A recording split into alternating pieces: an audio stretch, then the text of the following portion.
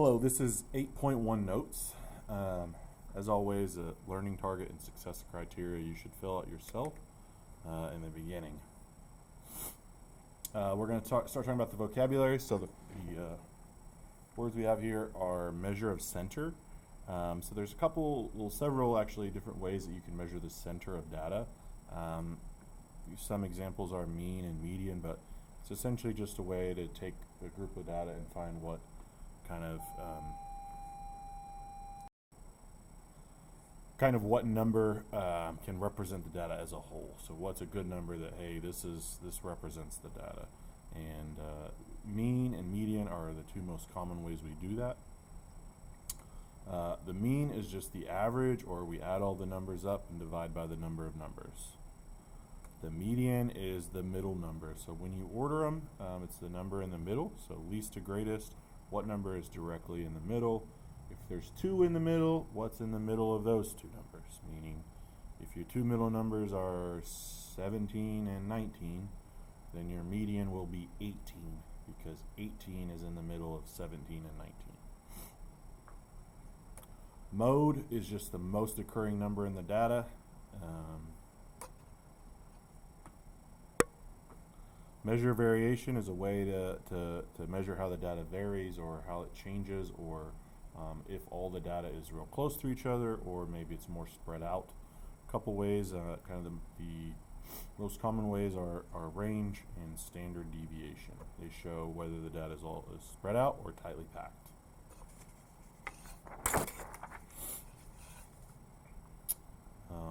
Range is just the difference between the highest and lowest points. So if we have, scores on a test, and the highest was 100 and the lowest was 57, then we would take 100 minus 57, and 43 would be the range, or that would be how spread out the data is. A data transformation is when you just change all the individual data. So maybe you take all the data and you multiply it all by 10%, or 110%, or you add 1 to every number, or something like that. Example number 1, a water park hires students for the summer. The students' hourly wages are shown in the table. Find the mean, median, and mode of the hourly wages. So for part A, they want us to find mean, median, and mode. So with mean and median, there are ways to do it with your calculator, as far as shorter ways, or kind of a shortcut way. But for this video, I'm just going to do it kind of by hand, so we see kind of how it's done. So we just add all of these numbers together. So 8, 15,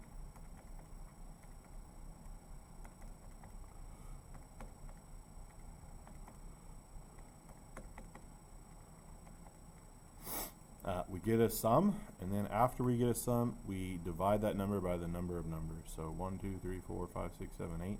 There were 8 data points, so I'm going to take the number I just got and divide by 8. And my mean is 935. So that's meant to represent the data as a whole. So 935 is kind of a good center point for our data, or usually it is. Median would be when we order them least to greatest. So you could write them all out in order, but really I like to just kind of take the smallest number and kind of cross it out, and then the largest. So I got 1 on the small end, 1 on the large end, and then I'm going to do that again, and then I'm going to do that a third time, and then I'm down to my last time. So these two numbers are in the middle, 850 and 870. So 850 and 870. So my median is right here, kind of in the middle of these two numbers. So I need to find the number that's in the middle of those two numbers. If you know it right away, you can just write it down. If you're not sure what it is, you can add them together and then divide by 2, and it will tell you what it is, which is 860. The mode is the most occurring number. You can have multiple modes. In this case, we just have one. There's only one number that repeats. It's 850.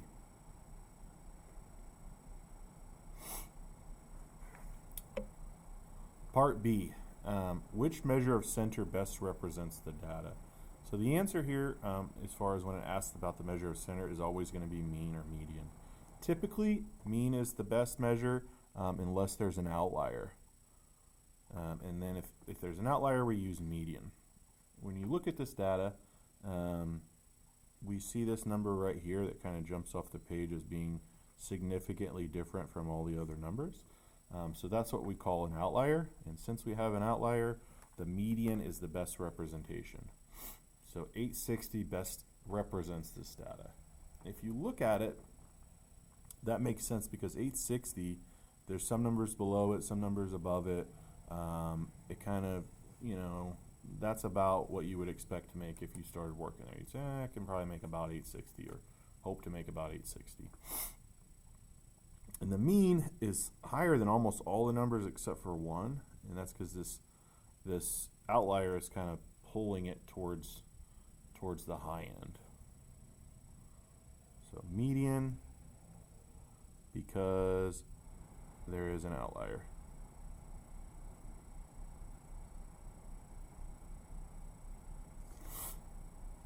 Number 2, consider the data in example 1. Identify the outlier.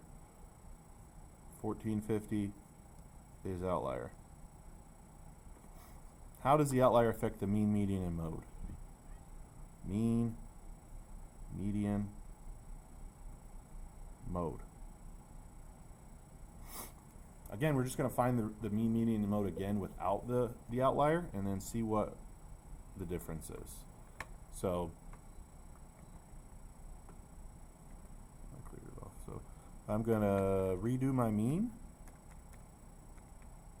but this time I'm going to leave the 1450 off.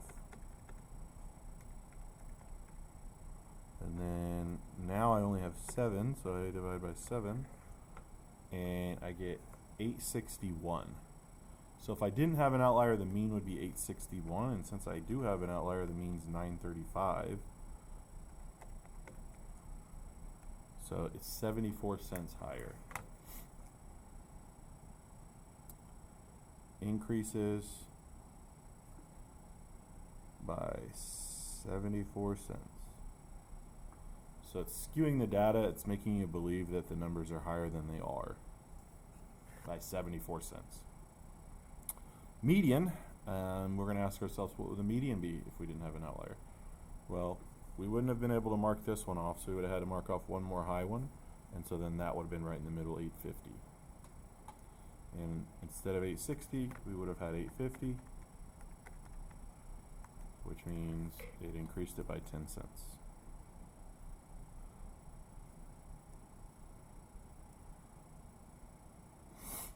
And you're always going to find that the median is not as affected as the mean. So that's why we tend to use median when there's outliers, is because these outliers don't really pull the data too much to the high side or to the low side if it's a very low outlier. And most of the time, the mode is not affected.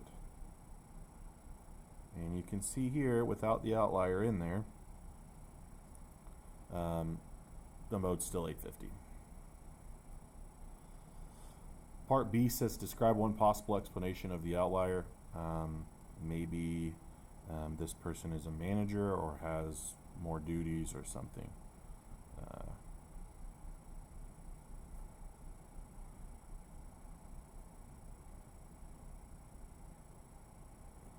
So there's several things you could put there, but that salary could be a manager, it could be the somebody that's worked there a long time, could be the owner's son, could be any number of reasons as to why this person gets paid more than all of the rest. Example 3. 2 game shows, select 12 contestants each. The ages of the contestants are shown in the tables. Find the range of the ages of each show. Compare your results. So for show A, we want the range. We're going to take the highest number subtracted by the lowest number. So we have 52 and 19. Let's make sure. Yep. So 52 minus 19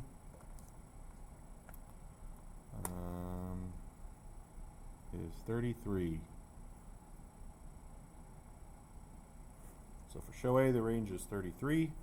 For show B, the range will be, let's see, the highest number, 40. Lowest number, 20. So 40 minus 20, the range is 20. So we would say that show A has a greater range, which means they have more variety of ages. So the ages of the people are more spread out.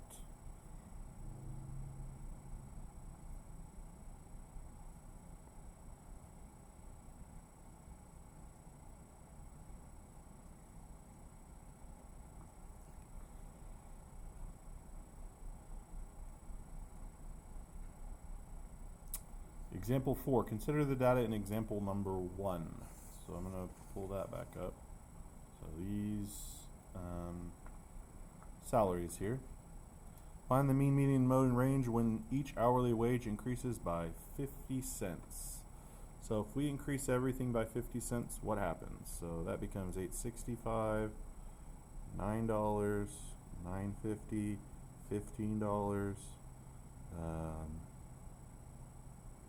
$9.20, $9, $8.75, and $9.70.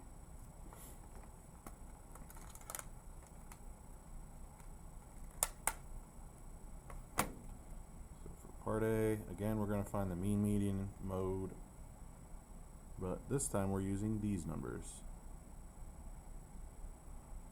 because all the employees got a 50-cent raise, just kind of across the board.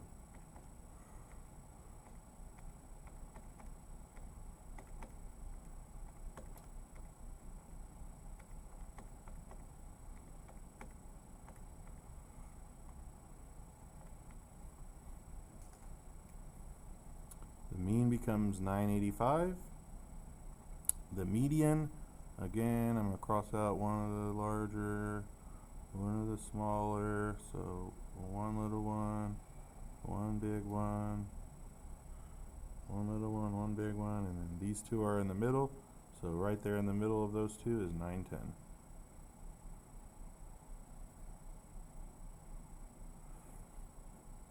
Now the mode, or the repeating number, is $9. So when everybody gets a 50-cent raise, you can see that our mean went up by 50 cents, our median went up by 50 cents, and our mode went up by 50 cents. Exactly. So if everybody gets a 50-cent raise, all you have to do is increase everything by 50 cents.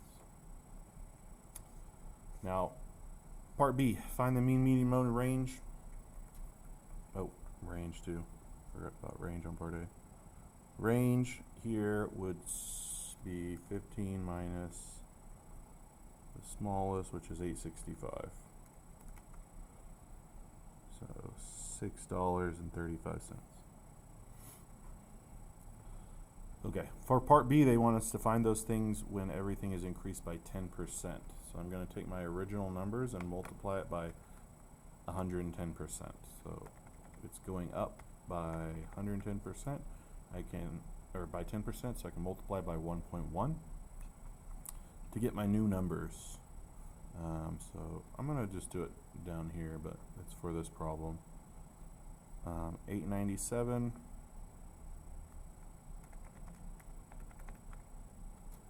935,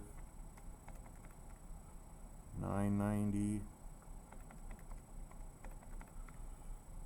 1595,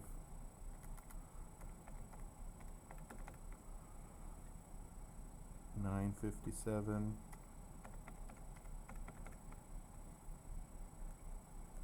935,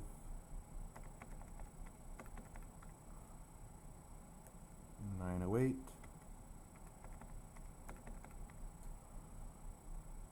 1012. Now, what you might notice is that whenever you're increasing by a percentage, this person actually got like $1.45 raise, whereas this person only got what is that, like 80 cents or so, 82 cents. So the higher salary, the higher salary people get more of a raise. So whenever you're doing that, it isn't going to be as easy as just adding the 10% to the original mean median modes. They are going to change. So you have to redo all of the data and retake the mean, median, and mode.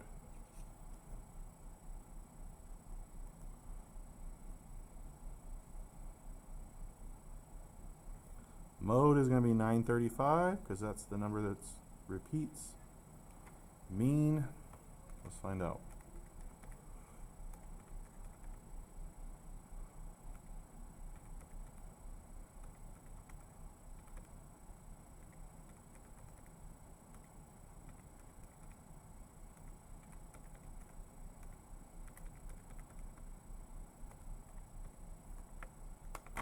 Mean is 1028. And our median is going to be in between these two numbers, because again, it's going to be these two values, same ones. But now I have weird numbers that I don't quite know the middle of. So I need to find the middle of 935 and 957. So I do that by adding them together and dividing by 2, and I get 946.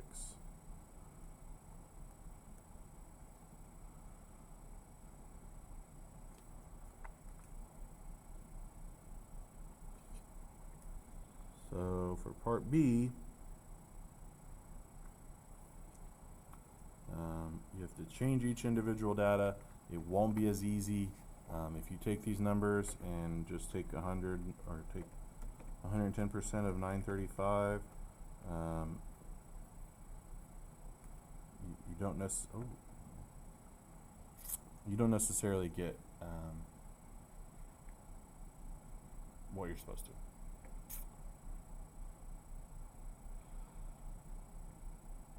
Okay, make sure you fill out the reflection. Thank you.